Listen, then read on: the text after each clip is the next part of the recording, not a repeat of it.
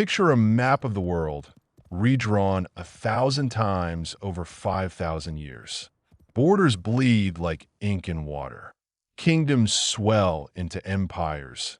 Empires calcify into ruins. And from those ruins, new powers rise, hungrier and larger than before.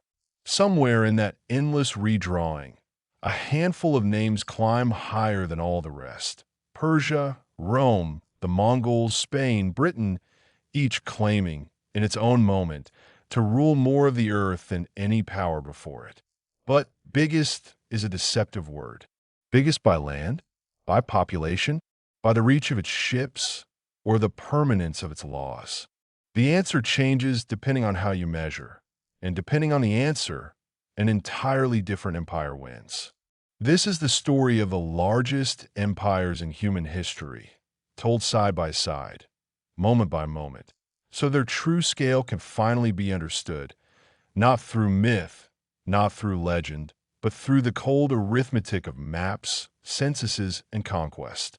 What you assume is the biggest empire in history may not survive the comparison. And by the end, you may never look at a world map the same way again. Empires are not born from ambition alone. They are born from a moment when a single leader, a single army, or a single idea becomes large enough to swallow the world around it. And the story of the largest empires ever built is, in truth, the story of how far that swallowing could go before the earth itself pushed back. To understand scale, we must first understand what an empire actually is. Not simply a large kingdom, but a political structure ruling over multiple peoples, cultures, and territories under one central authority, often through conquest, often maintained through military force, taxation, and administration stretched further than any single ruler could personally oversee. Some empires held their territory contiguously, connected by land, a single unbroken mass a person could theoretically walk across without ever leaving imperial soil. Others were maritime, stitched together across oceans by fleets and trading posts, their territories separated by thousands of miles of open water. Both kinds of empire could claim to be the largest in history, but only if you choose the right yardstick. Begin with the ancient world, in the 6th century BCE on the plateau of Iran. Here, Cyrus the Great forged the Achaemenid Persian Empire, a state that within a single generation stretched from the Aegean Sea to the Indus River. At its height under Darius I, the Achaemenid Empire controlled roughly 3 million square kilometers to 8 million square kilometers, depending on the historian's method of calculation, spanning Egypt, Mesopotamia, Anatolia, the Levant, and the western edge of India. It was, by the standards of its time, unlike anything the world had seen. A multi-ethnic state governed through satrapies, regional governors bound by a shared imperial road system. A postal relay so efficient that Herodotus wrote of couriers who let neither snow, nor rain, nor heat, nor darkness stay them from their appointed rounds. Persia proved that an empire's size was not only a matter of conquest, but of administration, the invisible infrastructure of roads, messengers, and tax collectors that allowed a ruler in Persepolis to govern a subject 1,000 miles away. Persia's scale would soon be dwarfed, but its administrative model would echo for centuries. When Alexander III of Macedon shattered the Achaemenid throne in a decade of relentless campaigning, he did not simply conquer Persia.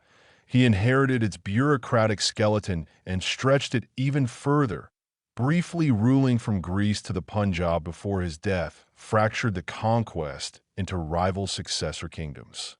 Alexander's empire, though vast, was too young and too dependent on one man to be measured against empires built over centuries. Its story is not one of size sustained, but of size achieved and then instantly lost, a warning that would recur throughout imperial history. An empire's peak size means little if it collapses within a generation. Farther east, in the same centuries, another form of enormous empire was rising independently. The Maurya Empire in India, under Chandragupta and later his grandson Ashoka, unified most of the Indian subcontinent, controlling territory estimated between 3 and 5 million square kilometers, home to tens of millions of people. Ashoka's later reign is remembered less for conquest and more for its aftermath. His transformation following the bloody war in Kalinga and his subsequent adoption of policies rooted in Buddhist principles of nonviolence, inscribed on pillars and rock edicts across the empire. The Maurya story reframes the entire discussion of imperial greatness. Is an empire measured by the brutality of its expansion or by what it becomes once expansion stops? At nearly the same time, in East Asia, the Qin dynasty unified China for the first time under a single emperor, Qin Shi Huang, standardizing weights, currency, and script, connecting regional walls into what would eventually become the Great Wall. Though smaller in raw territory than Persia or the Maurya, the Qin and the Han dynasty that followed established a model of centralized bureaucratic empire that would define Chinese governance for the next 2,000 years, eventually growing under the Han to control over 6 million square kilometers with a population estimated near 60 million people. At the time, close to a third of the entire human population on Earth. Population, not land alone, is where the Han Empire makes its claim to greatness.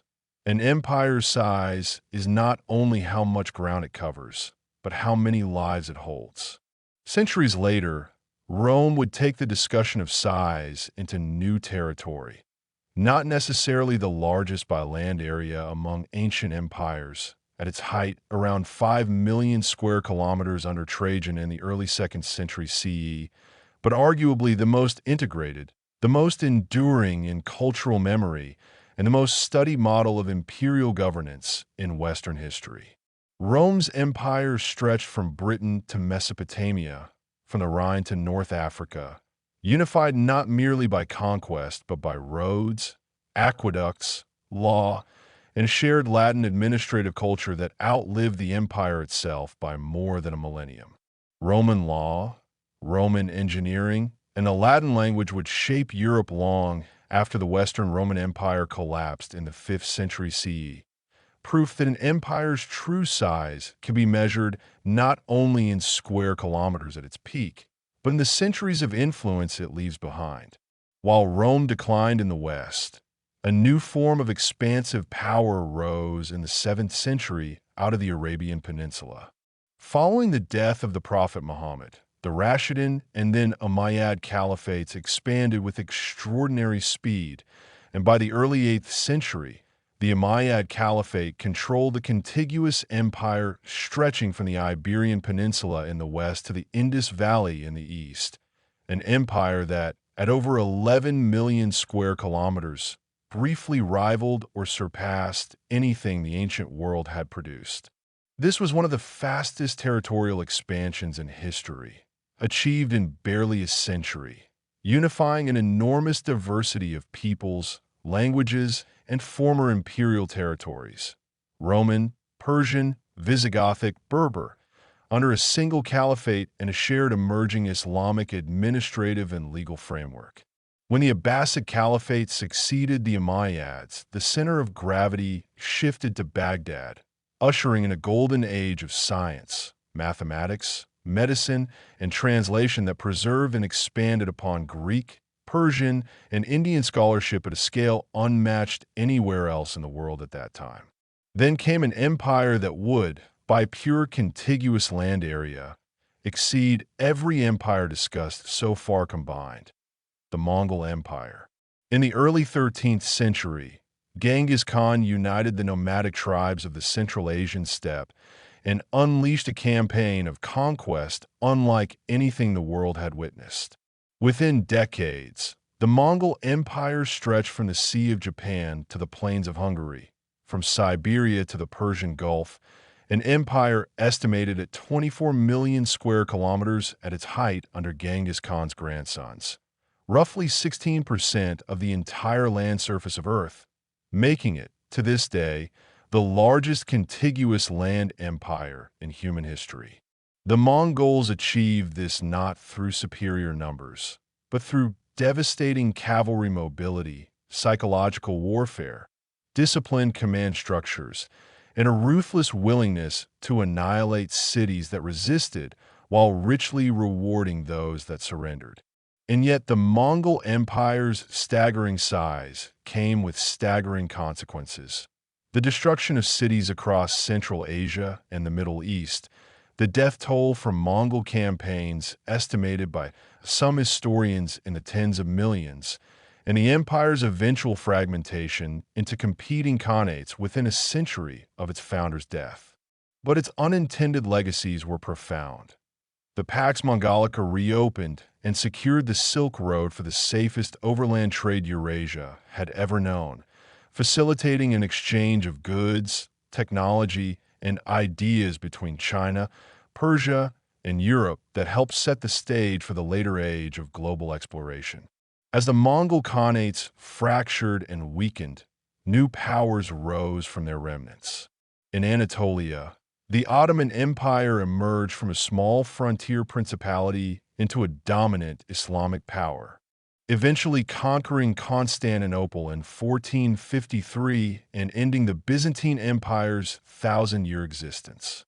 At its height in the 16th and 17th centuries under Suleiman the Magnificent, the Ottoman Empire controlled roughly 5.5 million square kilometers spanning southeastern Europe, the Middle East, and North Africa, governing an extraordinarily diverse population through a system that granted significant autonomy to religious and ethnic communities. The Ottomans would endure for over 6 centuries, a longevity rivaled by very few empires in history, only formally dissolving in the aftermath of the First World War. Meanwhile, a different kind of empire was being born across the Atlantic, one built not on contiguous land conquest, but on ships, navigation, and the exploitation of entirely new continents. Following Columbus's voyages in 1492, the Spanish Empire expanded with breathtaking speed across the Americas, toppling the Aztec and Inca empires within decades and claiming territory from California to the southern tip of South America, alongside colonies in the Philippines and outposts across the globe. At its height in the 16th century, the Spanish Empire is estimated to have controlled between 13 and 20 million square kilometers when combining its American, European, and Pacific holdings.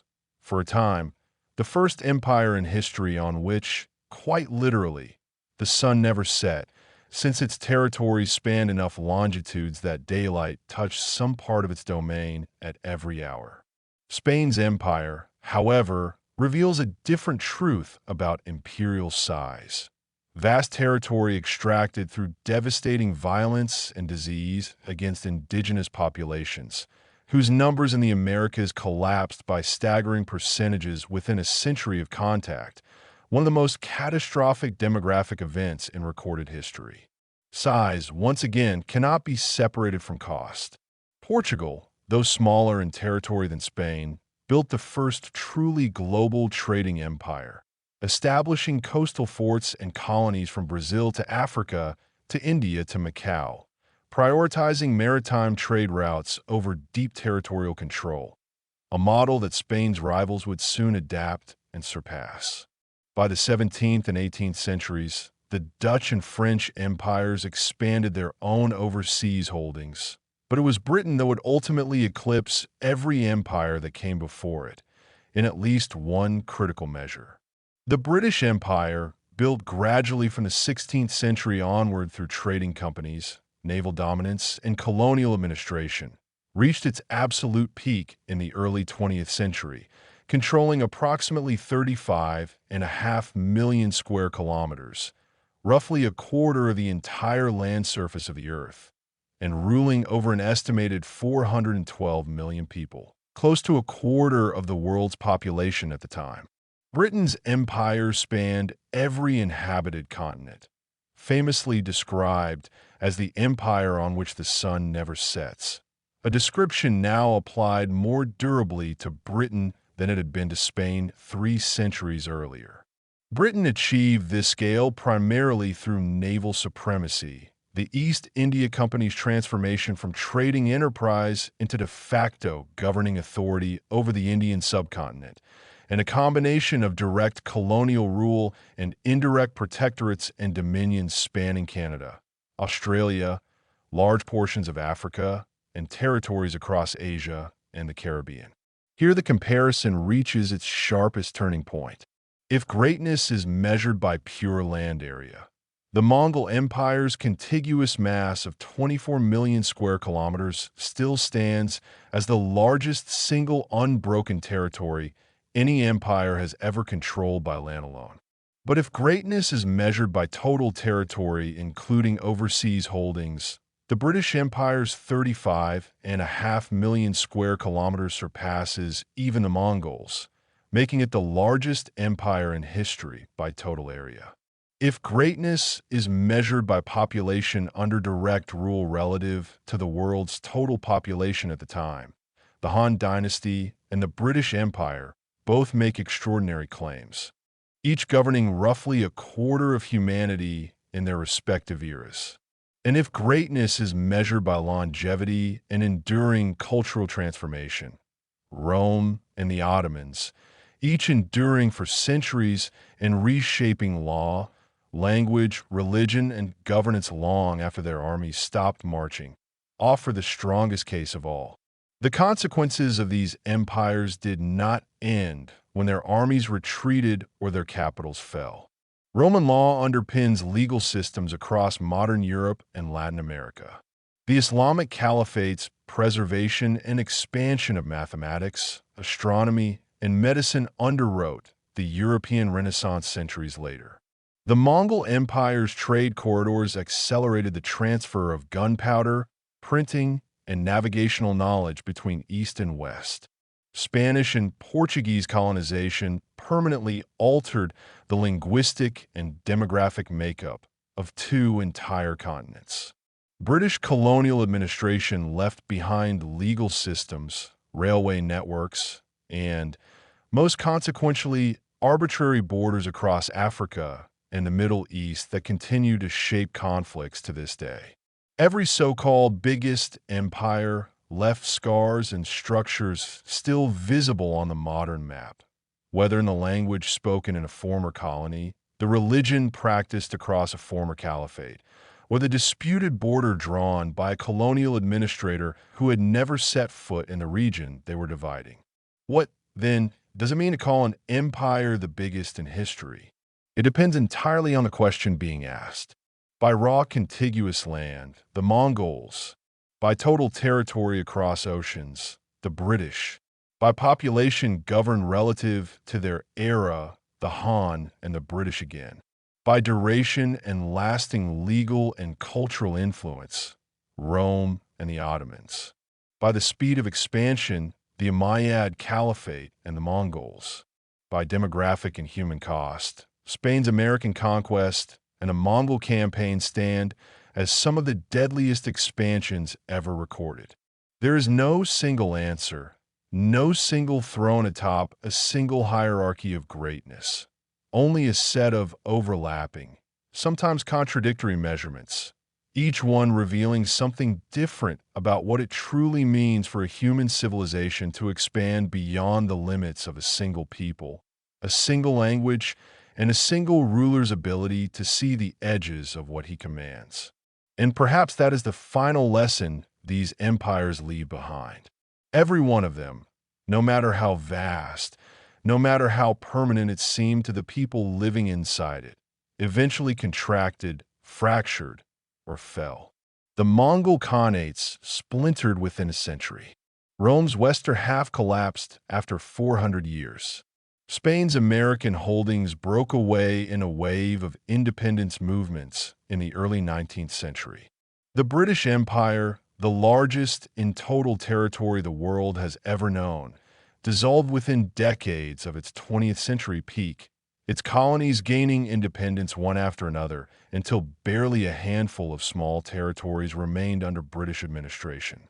Size, it turns out, is not permanence.